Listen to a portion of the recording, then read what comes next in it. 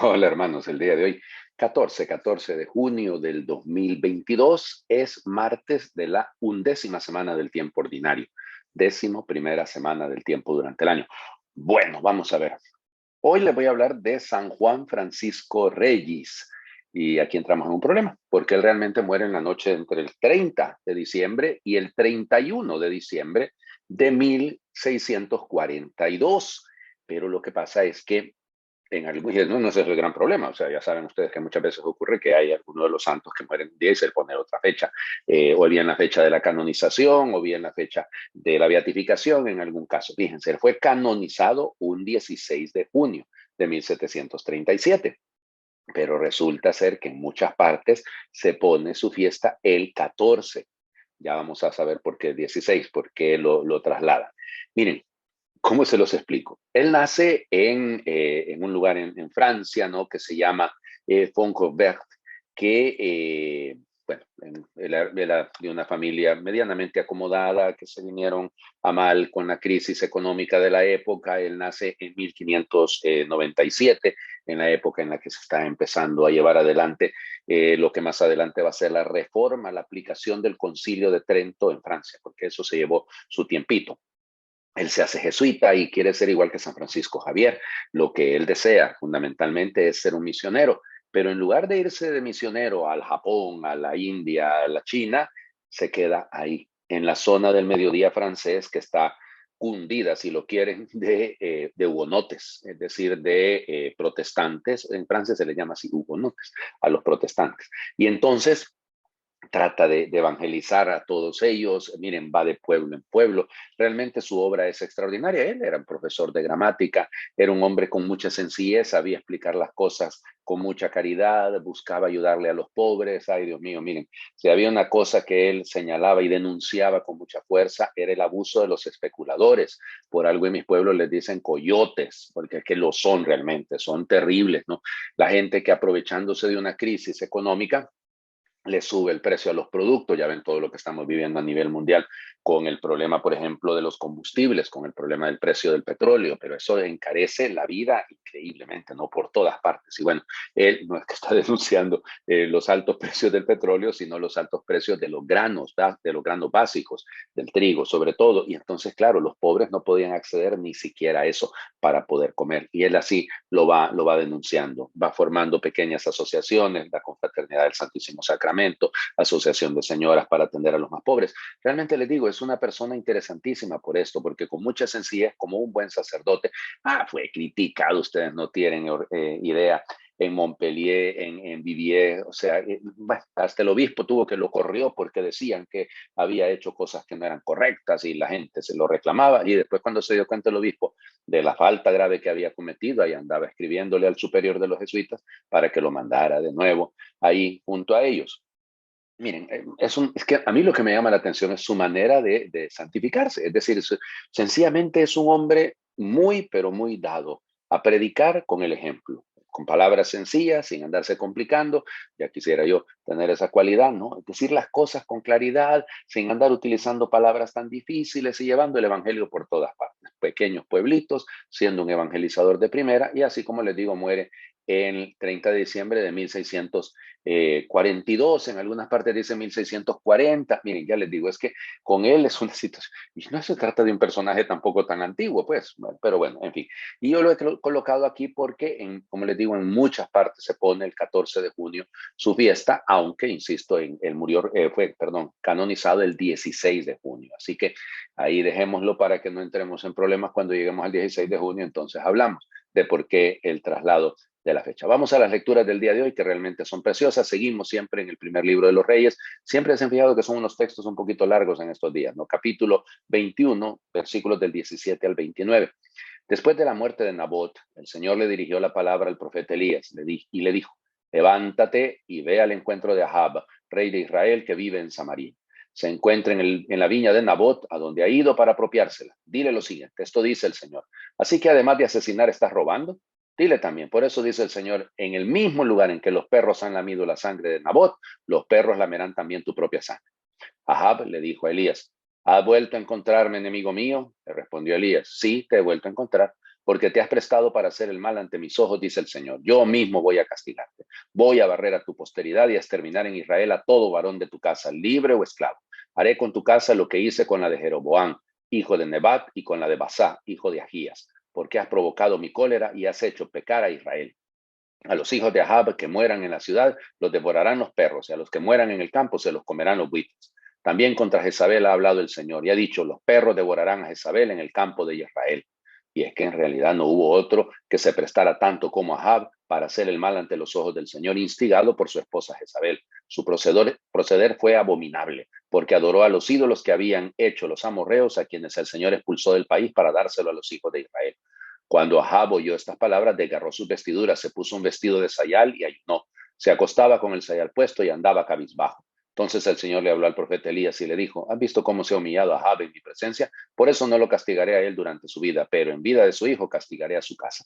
Palabra de Dios. Te alabamos, Señor. Ajá, padre, ¿y cómo me explica eso usted? Me va a decir alguno de ustedes. ¿Cómo es que no castigan a Ahab y castigan al hijo de Ahab? Esto no se puede explicar así, de esa manera. Cuidado, porque hay mucha gente que hoy en día, y algunos que se dicen incluso católicos, que están volviendo a este jueguito de hacer creer que hay pecados que se van transmitiendo de generación en generación, y entonces yo estoy pagando las culpas de lo que hicieron mis abuelos o mis bisabuelos o mis tatarabuelos. No, nada de eso. O sea, eso no existe. O sea, cada uno responde por sus actos.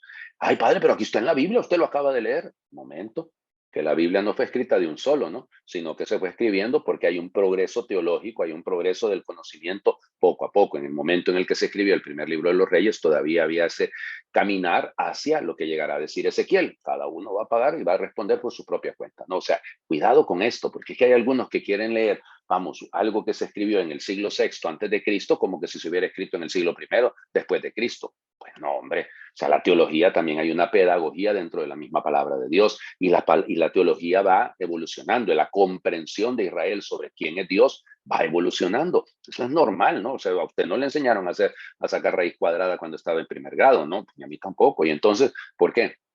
Porque hay que ir progresivamente. Sí, es la palabra de Dios, claro, pero la palabra de Dios explicada como una etiología, la palabra de Dios explicada como, ¿cómo le diría? Según el ambiente, porque el autor sagrado es humano, pues. El autor divino, claro, va conduciendo, pero va conduciendo según el tiempo y el ritmo de Dios. Así que cuidado. Ahora, si siguen leyendo, se van a dar cuenta, y eso también lo feo, ¿no? Porque, ay, sí, lo castigó Dios. También ya ven ese lenguaje, ¿no? Dios corrige, no castiga. Dios es como un padre que nos va haciendo ver, esto no está bien, muchachito, venga, le meto un coscorroncito porque usted no está, no es así, ¿verdad? Pero digo, Dios se vale de las situaciones de la vida para hacernos comprender cuál es su voluntad, y a eso a veces nos cuesta.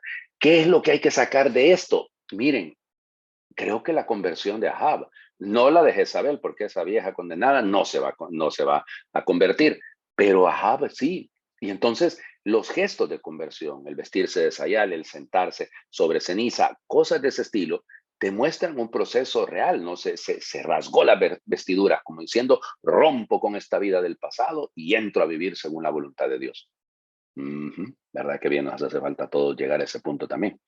Vamos al Evangelio, porque el Evangelio es el contraste completito a lo que acabamos de leer. Mateo capítulo 5, versículos del 43 al 48. En aquel tiempo Jesús dijo a sus discípulos, ¿han oído ustedes que se dijo, ama a tu prójimo y odia a tu enemigo? Yo en cambio les digo, amen a sus enemigos, hagan el bien a los que los odian y rueguen por los que los persiguen y calumnian, para que sean hijos de su Padre Celestial, que hace salir su sol sobre los buenos y los malos y manda su lluvia sobre los justos y los injustos. Porque si ustedes aman a los que los aman, ¿qué recompensa merecen? ¿No hacen eso mismo los publicanos? Y si saludan tan solo a sus hermanos, ¿qué hacen de extraordinario? ¿No hacen eso mismo los paganos? Ustedes pues sean perfectos como su Padre Celestial es perfecto. Palabra del Señor. Gloria a ti, Señor Jesús. Qué contraste más inmenso, por Dios. Qué contraste más inmenso. Mírenlo ustedes bien.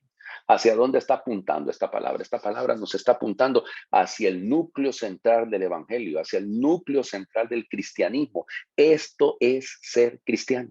En esto consiste ser cristiano. En vivir en el amor, haciendo el bien a pesar de todo el mal que nos hayan hecho. Ay, padre, pero es que esto es muy difícil.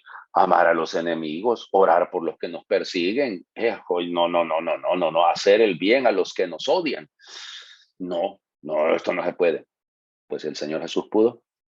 Ah, pero Él es Dios Padre. No, si Él pudo, también nosotros debemos poder y debemos aprender a confiar en la fuerza de la perfección que nace del amor. Ahí está la clave. La perfección que nace de sabernos amados para amar, de sabernos llamados al amor para poder encontrar, porque nosotros también hemos sido perdonados, también nosotros hemos recibido misericordia, también a nosotros no se nos ha condenado. Por eso, claro, ustedes dirán, padre, está en la Biblia, eso de que amen a sus amigos o a su prójimo y odien a sus enemigos. No, no está. Fíjense que así no está. Lo que pasa está en la, digamos, en la interpretación que se daba. Algunos de los rabinos pensaban de esa manera. Y entonces Jesús está haciendo una referencia a algo que estaba ahí, digamos, en el pensamiento común, en el pensamiento vulgar, entendido como el vulgo, como la gente, ¿no? Y ahí estaba el asunto, ¿no? Y en la práctica, muchos actuamos así, ¿eh? Seamos honestos, seamos sinceros. Muchos actuamos de esa manera. Le hacemos el bien a los que nos van a devolver el asunto. En mi pueblo, fíjense que existe una práctica para la Navidad. Le dicen cuchumbo, ¿ya? Entonces usted en la familia o en un grupo de amigos, lo que hace es que se ponen de acuerdo, como el amigo secreto, ¿verdad? Entonces se van sacando, eso es lo que le decimos cuchumbo, ¿no? No me pregunten de dónde viene el nombre porque no lo sé. Pero el asunto está en que entonces se ponen un límite y entonces le dicen a uno, bueno, hoy vamos a poner de límite 500 para que los regalos anden más o menos en lo mismo y de esa manera no gastamos tanto. Eso es limitar el amor, ¿no? ¿Y a quién le voy a dar? A uno de mi familia, a uno que es amigo. Es decir, no hay realmente cristianismo detrás de eso. Y yo creo que hay una, llamémosle así, una especie de cuchumbismo en muchas de nuestras maneras de proceder. Somos personas dadas a servir y a hacer el bien a los que sabemos nos van a devolver el favor. No es esa la actitud. No es eso el cristianismo. La perfección está en el amor. Sean perfectos como perfecto es su Padre que está en los cielos. Les invito a hacer oración. Nos empeñamos en apropiarnos de todo y nos quedamos solo con la frustración. Queremos programar cada instante, pero la vida se nos escapa de las manos. Nos gustaría conocerlo todo y nos descubrimos los más ignorantes. Soñamos con triunfar en cada proyecto, pero el fracaso nos devuelve a nuestro sitio. Lo tuyo es dar, darte, sin calcular. Lo nuestro es recibir, acoger, sin preguntar. Solo me conozco al mirarme en ti. Eres el manantial del que todo brota, donde veo la primera luz y empiezo a correr. Eres el mar donde todo acaba. Hacia allá me dijo, en ti quiero descansar. Amén. El Señor esté con ustedes y le bendiga a Dios por intercesión de San Juan Francisco Regis, el que es Padre, Hijo y Espíritu Santo, y su bendición desciende y los acompañe siempre. Feliz martes para todos.